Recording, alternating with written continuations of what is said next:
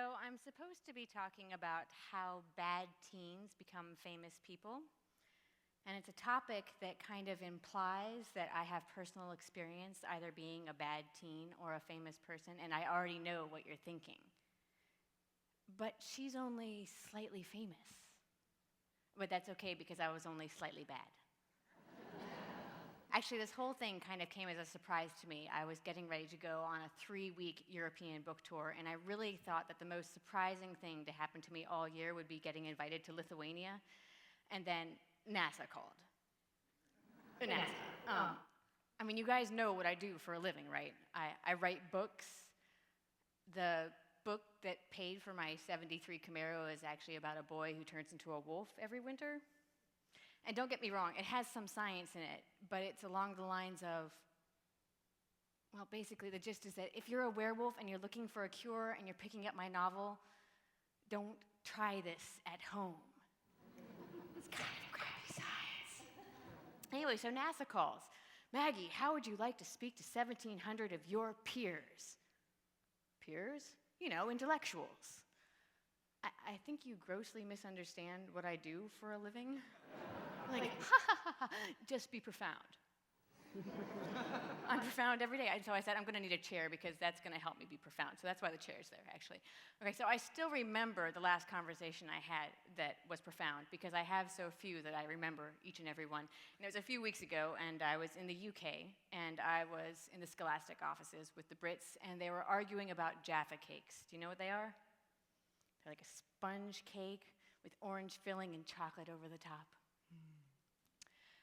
Anyway, so the Brits could not decide whether or not Jaffa cakes were cakes or biscuits.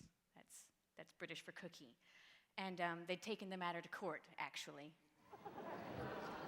Because in the most stereotypically British way possible, whether or not a Jaffa cake was a cake or a biscuit had tax implications. I can't make this stuff up. And so the thing that really intrigued me the most about this discussion was the fact that one presumes that during the course of this discussion, the Jaffa cakes themselves were unchanged.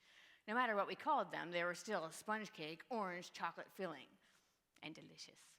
And it was only what we were calling them that changed. And this is something that's always fascinated me as an author, how perspective changes the way we look at things and how we label things differently depending on which side of the box we're looking at it from. I love to write scenes from different characters' point of view because they see so much that is different. So, we're going to step backward in time to when Maggie was a teen. I was surly, disdainful of authority, had a problem with rules, spent much of my time in an invented fantasy land, learned almost nothing in a classroom setting. I also wore black all of the time. And when people asked me why I wore black, I said things like, I'm mourning the death of modern society. That was a riot. I frequently frustrated my parents by my desire to drop out of high school and then college. I stayed out late, I didn't call, I drove too fast, I got speeding tickets, I didn't study, I mocked my professors, I married a man that I had only known for a month, and I played the bagpipes. I was a bad teen. Now, at age 28, I have to say that not too much has changed about me, except for the fact that I now own a couple shirts that aren't black, not that I'm wearing one today, and I'm slightly famous. But the same character traits that back then earned me rebellious and difficult and anarchist now make me creative and free-thinking and eccentric. And really, the only thing that's changed is the perspective, because now, with the beauty of 20/20 hindsight, you can look back, now that I'm a useful tax-paying member of society, and go, oh, look at her past. What a character. What a rebel. How romantic. As if it was inevitable, this path to success, when I'm quite sure it didn't look inevitable to anyone else at the time. Because as you all know, there's something that's really warm and fuzzy about watching a teen following the well-rutted path to success. You know, that road that's paved with extracurriculars and AP courses. On the other hand, watching a teen that's charging along a road that no baby book has ever invented, not so warm and fuzzy, no, more like terrifying. You don't really know if you are watching a star being born or an impending car crash. So luckily for baby, teen, difficult Maggie, I was actually a Navy brat, which meant that we moved around a lot, which meant that from 6th grade on, my parents decided to homeschool me. And I say lucky for 2 reasons. First of all, because when I wanted to get out of high school because I was bored out of my mind, instead of dropping out, it was easy for me to get a GED and go straight on to college. And second, because it allowed young, peculiar, strange, wearing black Maggie to grow up far away from the somewhat judgmental eyes of the American high school system. Lots of brilliant teens don't have it so lucky, however.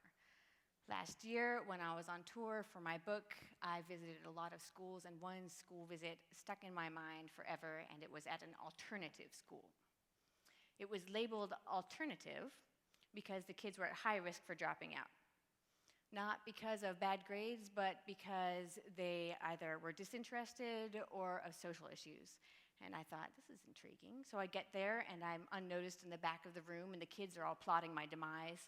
And so I go up to the front of the room, and I stand on the desk and say, I tell lies for a living, which got their attention, and it's true. And then I gave my usual talk about how the whole world will bow down for goals. If you make a goal and really head towards it, it doesn't matter how impossible it is. Being the world's largest man made out of marshmallows, or an astronaut, or a TED speaker, make it a goal and it will happen.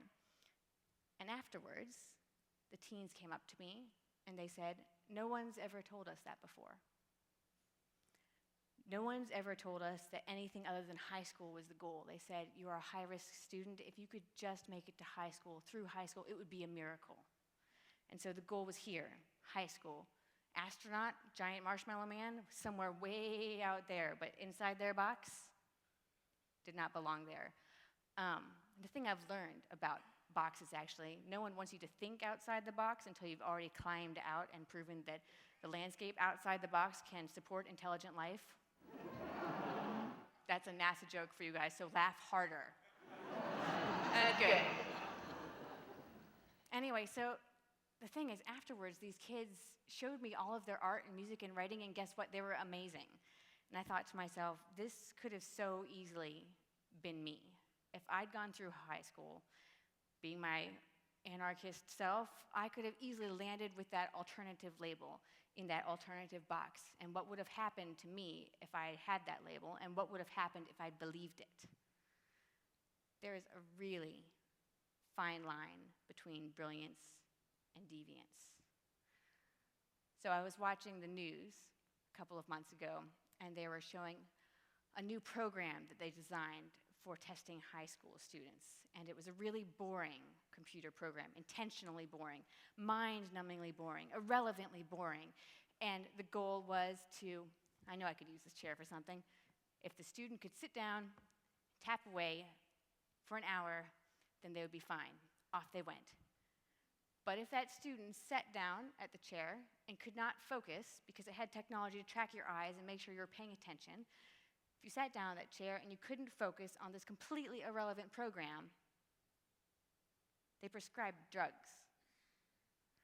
The dosage was adjusted until the teen could sit in the chair and work at the completely irrelevant program without fidgeting.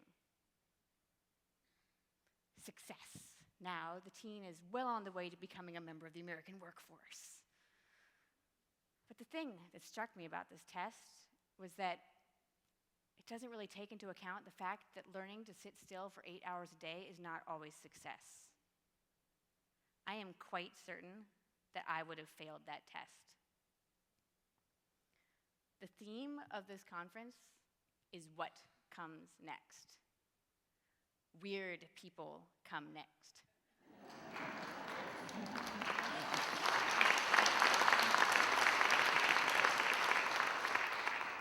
We're a big, well-fed, glossy country, and we would really like for our geniuses to look like Val Kilmer. But guess what? It's not always that easy. Success looks really different worn on different shoulders. So yeah, I just want to say with this talk, reach out to 2 different groups of people. First, those of you in the audience who are in a position to label people, and that is all of us. We all label people, that's a human condition.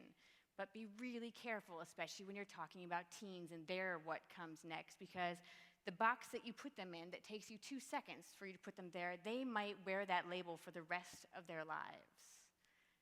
And then the other group that I want to talk to are those of us who are in a position to be labeled. And that too is every single one of us. I'm not going to stand on this chair and shout, anarchy, anarchy, anarchy, because that would be really rude at a NASA conference. But I am going to tell you, reject your labels. Reject the authority that tells you that you are something, that you belong in this box. Listen to them, but make your own labels and your own box and believe it first, because that's the label you have to live with. You have to live with that label.